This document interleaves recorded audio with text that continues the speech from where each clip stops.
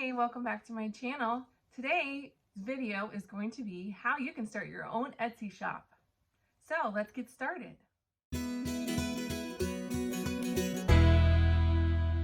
I want to welcome you if you're new especially. My name is Rose and I'm the owner of Created For You Shop on Etsy. I also have a YouTube channel and a Rumble channel. Both have the same videos, just wherever you like to view them. And so today we're going to discuss starting your own Etsy shop and how I've done that. I have been an Etsy shop owner since 2018. I made the jump after I quit my full-time job and decided to homeschool my daughter.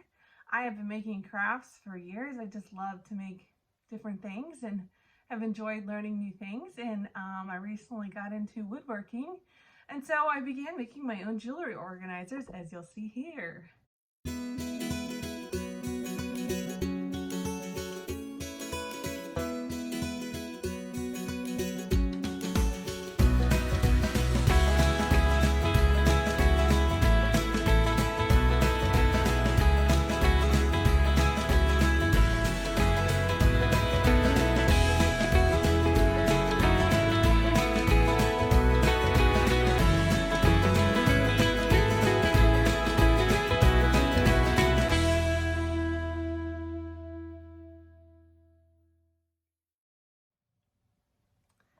And so how can you start your own Etsy shop? Well, it's pretty easy, and I'll tell you the real stuff, not just the fluff, but everything I think about it, and then you can make the decision for what you want to do. And so the first thing is you have to have 10 things. 10 things to list to start your shop. And so come up with 10 ideas, and then you can put them what we call listings. And for each listing, Etsy is going to charge you 20 cents, no matter whether you sell the item or not. 20 cents, so that amounts to 10 items, that's $2. Not bad to start out. So they let you list that on there. And then if you sell an item, you are charged 5% of the sales price, plus fees for shipping, as well as if the person, or if you offer gift wrap. And so that kind of does start to add up. It used to be a little bit lower, the fees, but they've went up, and that's about what Facebook charges. Amazon Handmade is pretty close, as well as eBay. The difference with Etsy is it's going to be that you will need to sell either a vintage or a handmade item. In my case, I use a lot of vintage picture frames, so I've got both, and then I repurpose them and they become jewelry organizers. Like this. I do have some frames handmade, and I purchase them from another individual, and then I make them into jewelry organizers and sell them that way. And so that's one of the main things I can do, but you can check out the other items in my shop at createdforyoushop.etsy.com. Okay, moving on. So Etsy has ads. You can choose to be part of the ads or not. It used to be that it would be like $1 a click, if I remember correctly. And you can buy those, like if somebody clicks on them, then you're charged $1 every time. They've been changing that, so I'm not sure if that's still true or whether it's $1 an ad. I have never paid for advertising. That was my choice. Now I say that because Etsy recently came out with Etsy ads, and that they decided, oh, we're going to start advertising for you on Facebook and social media and places like that, and they won't charge you unless you make a sale from that click. So say somebody goes to Facebook and they click on the ad that Etsy placed that has your listing. They click on it, and then from there they go right ahead and buy it.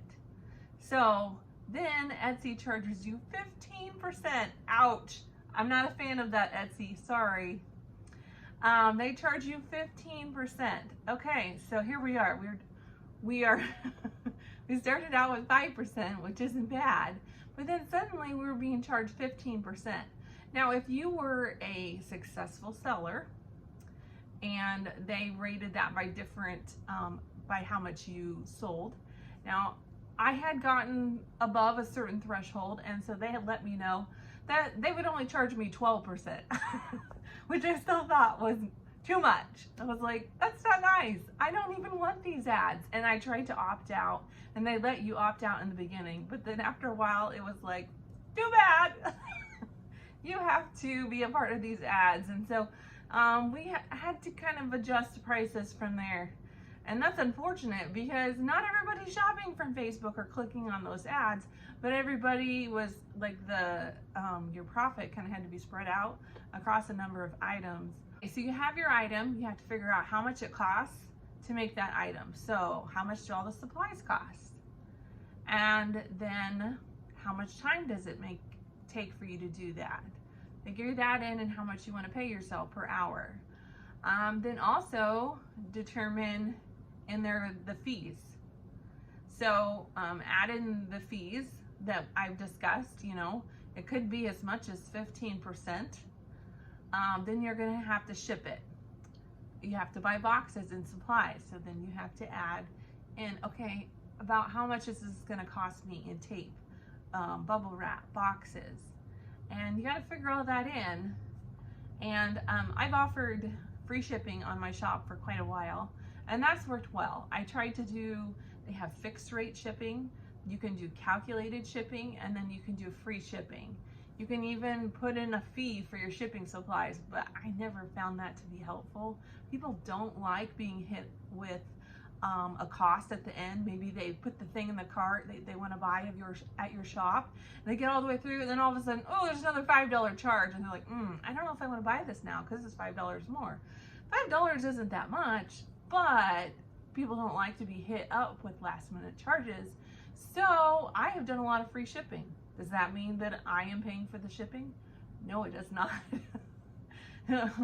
In case you hadn't realized it, if you choose free shipping, you are actually paying for the shipping. It is somehow built in there. And so, yes, it is built in the price. And so for local customers that have bought things, they have gotten a discount because I don't have to put it in a box or bubble wrap it and all that. And it takes less time too. So you got to figure all of that in there, and it makes a difference. Okay, so you have all that figured out. You still want to do it. You can choose your shipping rate. You can choose where to ship it. You can choose the US only if you want. You can choose all over the world. You can unselect certain countries if you just don't want to send to that country for whatever reason that may be. I have tried a couple different options.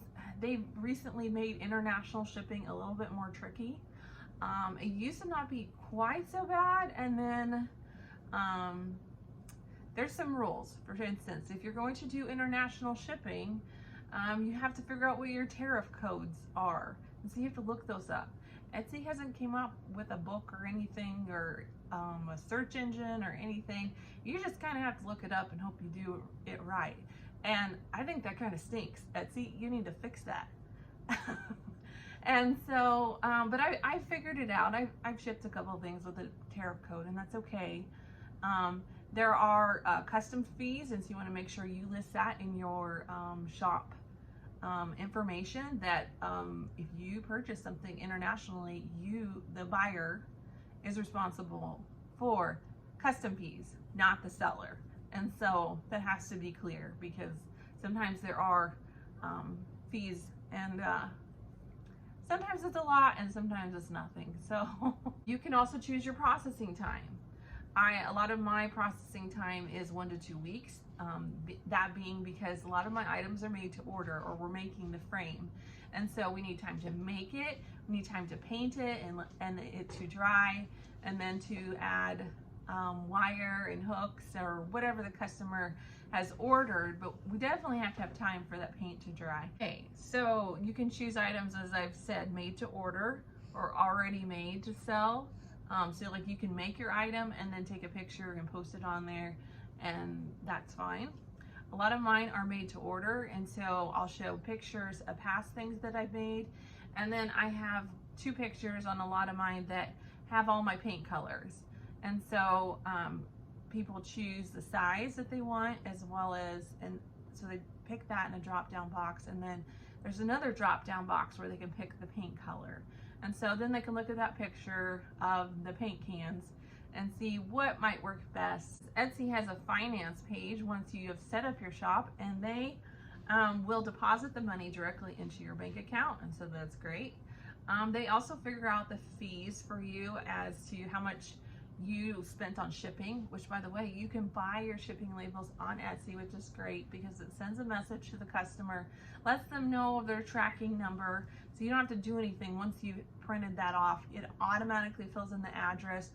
They will help keep track of each month to how much you have made in sales and how much in fees. But then you also need to keep track on a notebook somewhere on your computer of other things that you're spending. So for me, that would be hardware cloth. I'm buying that like at Orscheln's. Any supplies that might break, my tools, I have to keep those working or I can't make the stuff. Any ink to print things off, paint, hooks, staples. I had to get a new staple gun here lately because mine just quit. And it lasted over 2 years, which is great, I think, for having a business. So Etsy helps keep track of that for you. If you do make over $20,000 in sales, which seems like a lot, but I've actually been there, and then they will send you the IRS form that shows how much you made or not made. If they don't, you could still look that up online. You just don't get the form in the mail. That's all, or in your email. That's all the difference is. It's not like you can't get it if you don't make $20,000, but you will need, they have that info on the finances page for you to be able to follow your taxes and all that fun stuff later. So those are the ins and outs. Have I enjoyed being an Etsy shop owner? Yeah, it was fun. I've had a lot of fun doing it. Would I recommend it? Yeah, I think it's great. You just have to find your niche. And so whatever you're doing, I recommend searching it, checking it out, see if anybody else is making it. Are they doing well? Do they have good reviews? Are there any issues on the reviews if you're making a product that is kind of similar to theirs?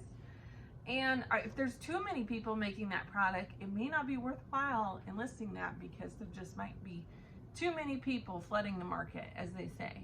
So check out your product, and I hope you start an Etsy shop too. For now, leave any comments you have below or questions. I'd love to answer them. Go ahead and give me a thumbs up and subscribe, and I'll see you next time. Bye-bye.